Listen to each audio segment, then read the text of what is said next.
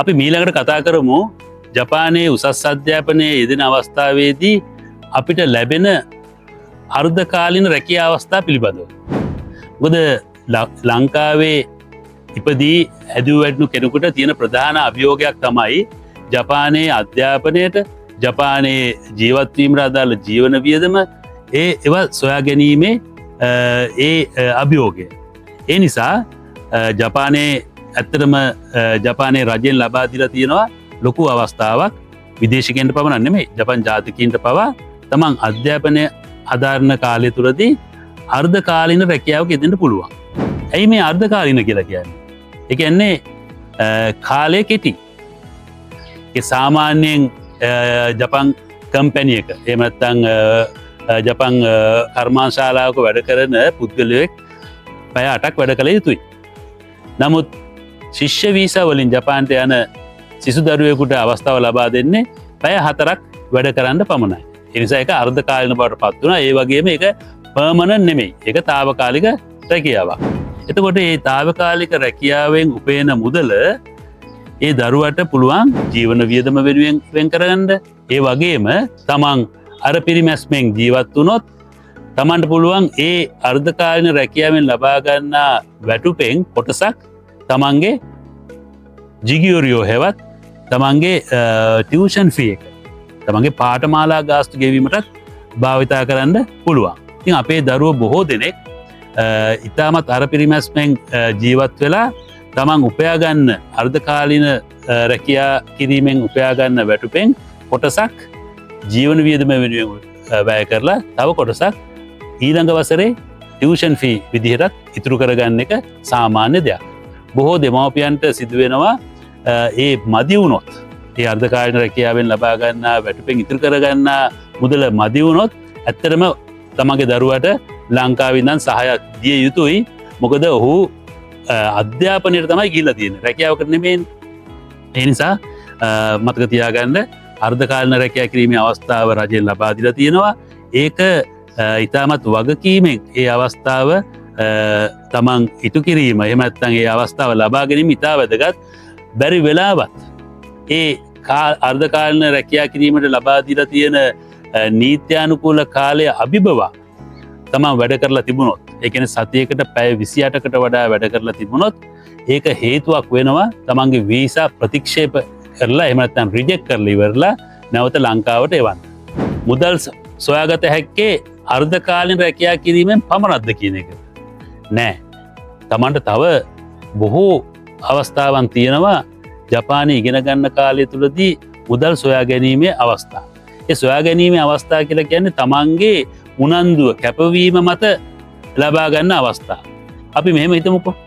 තමන් ඉතාමත් හොඳින් තමන්ගේ පළවෙනි වසරේ පාඩම් වැඩ කරලා ඉවරලා හොඳ ලකුණු ප්‍රමාණයක් ඇතුව විභාගයේ සමත් වුණොත් විශ්වවිද්‍යාලයෙන්ම ලැබෙන ශිෂ්‍යත්වවලට තමන්ට ආයුධම් කරන්න පුළුවන් හැකියාව ලැබෙනවා. ඒ වගේම අපේ ආයතනයෙන් අපේ ස්පුට්නික් ජපන් සරසවියෙන් ජපානට ගිය බොහෝ සිසුන් මේ අවස්ථාව වන විට රොටරි ශිෂ්‍යත්වය, ලයන්ස් ක්ලබ් වලින් ලැබෙන ශිෂ්‍යත්ව, ඒ වගේම විශ්වවිද්‍යාලයෙන් ලැබෙන මූල්‍යමය ප්‍රතිපාදන, තවදුරටත් කියනවා නම් ඒ විශ්වවිද්‍යාල තියෙන කමියුනිටි, ඒ විශ්වවිද්‍යාල තියෙන ප්‍රදේශවලින් සමහරලාට නගරාධිපතිගෙන් එහෙම ලබා දෙන ශිෂ්‍යත්වයක් තියෙනවා විදේශීය සිසුන්ට. ඉතින් ඒ නිසා අපි සැලකිලිමත් වෙන්න ඕනේ තමන්ට ලබා දීලා තියෙන අවස්ථාව උපරිමයෙන් පාවිච්චි කරලා ඉතාමත් උනන්දුවෙන් ඉගෙනගෙන ඒ ශිෂ්‍යත්වවලටත් ආයුධම් කරන එක.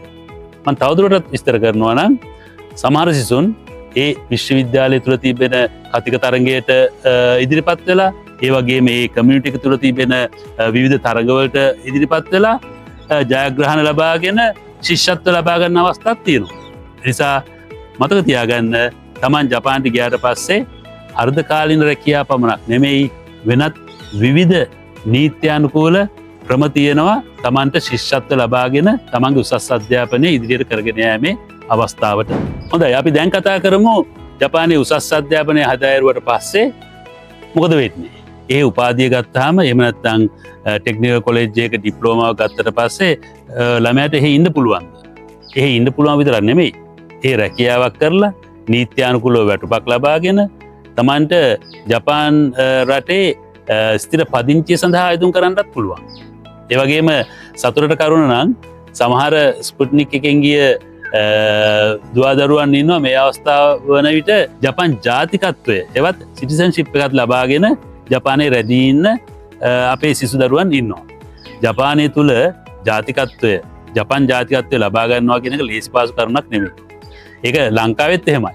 ලංකාවෙත් කිසිම විදේශිකයෙකුට ලේසියෙන් ඒ සිටිසන්ෂිප් එක දෙන්නේ නැහැ. හේතුව අපේ රටවල් දූපත් රටවල්. අපිට ලොකු වපසරියක් නෑ. ඒ නිසා ජපන් ජාතිකයින්ට තමයි ජපන් රට අයිති. ඒ ජපන් රටේ ජාතිකත්වය දෙනවා නම් සුවිශේෂී හැකියාවන් ජපානය ලබා දෙන දායකත්වය ජපානයේ ආර්ථිකයට ලබා දෙන සහය අන්නේ කරුණු ගැන හොයල බල තමයි ජපන් රජය විසින් ජපන් ජාතිකත්වය යම් විදේශිකවරු ලබා දෙන්න. නිසා බයවෙන්ඩ දෙයක් නෑ. ජපානයේ උසස් අධ්‍යාපනය හදාරලා ඉවරලා මුලින්ම ඕගොල්ලෝ උපාධිය ලබාගන්න ඒ උපාධියත් උපරිමයෙන් ලබාගන්න ඊට පස්සේ බොහෝ විට තුන්වෙනි වසරේ ඉද්දිම තමන්ට තියෙන ඕපන් කැම්පස් එහෙම නැත්නම් විවිධ කම්පැනිස් වලින් ඇවිල්ලා රැකියා අවස්ථා පිළිබඳව දැනුවත් කිරීම ඒ අවස්ථාවේදී තමන්ගේ හැකියාව අනුව විදේශිකයෙක්ව ඒ රැකියාවලට බඳව ගන්නවා.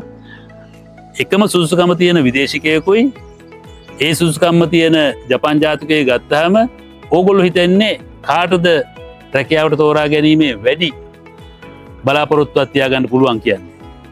මම ඔප්පු කරලා පෙන්නනවා විදේශිකයෙකුට තමයි සුදුසුකම වැඩියෙන් හිමි වෙන්නේ. හේතුව විදේශිකයෙක් කියන්නෙම වෙනත් රටකින් ආව වෙනත් දැනුමක් තියෙන වෙනත් භාෂාවක් කතා කරන්න හැකියාව තියෙන ලොකු දැනුමක් තියෙන පුද්ගලෙක්.